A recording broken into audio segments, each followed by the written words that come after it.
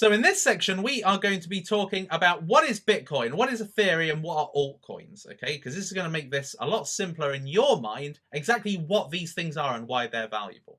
So Bitcoin is essentially the original cryptocurrency and the main cryptocurrency, okay? This is the McDonald's of the cryptocurrency world. If we're looking at the fast foods industry, McDonald's sits at the very top. We're looking at the cryptocurrency industry, Bitcoin sits at the very top. This is the main one. So what is Bitcoin? Essentially, it's a currency. So what you can do with Bitcoin is you can actually pay somebody. Okay, so if somebody, let's say somebody works for you and they do something for you, they create a website for you, let's say, then you can pay them in Bitcoin as a reward. So it's a unit of value. Okay, so by giving somebody Bitcoin, essentially you're making them richer. So it's a value currency.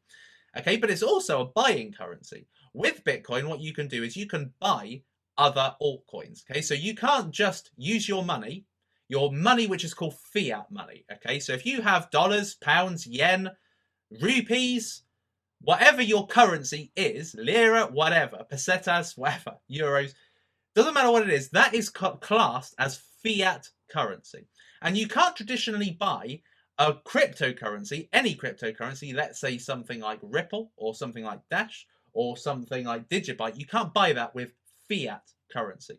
You need to buy Bitcoin with fiat currency. And I'm going to show you how to do that. So you can essentially turn your dollars, your pounds, your euros into Bitcoin. And then with Bitcoin, you can buy other currencies. You can buy Digibyte, you can buy Litecoin, you can buy Dogecoin, you can buy anything as long as you turn your fiat currency into Bitcoin. Okay? And you can buy altcoins and you can get involved in ICOs. And ICOs is something I'm going to talk about later. But essentially, ICOs are initial coin offerings. This is the first time a coin is being made available to buy, typically before it goes on an exchange where everybody can buy it. Okay, so it's only available to the people that are wanting to get involved in the early stage of that crypto. It's the cryptocurrency most likely to be adopted by the mainstream, okay? Because this is the main cryptocurrency, it's the one everybody knows about, okay? If you ask somebody, do you know what cryptocurrency is?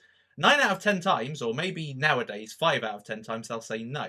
But if you ask them if they've ever heard of Bitcoin, most of them will have heard of Bitcoin because it's been around for a long time and it's just a name that is associated with cryptocurrency. Everybody knows about Bitcoin.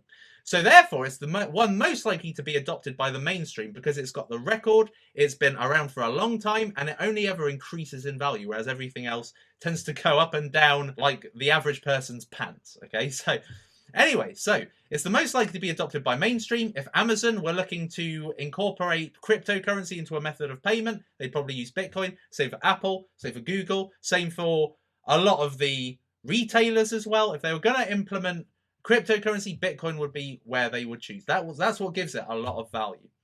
It's had consistent growth versus volatile altcoins.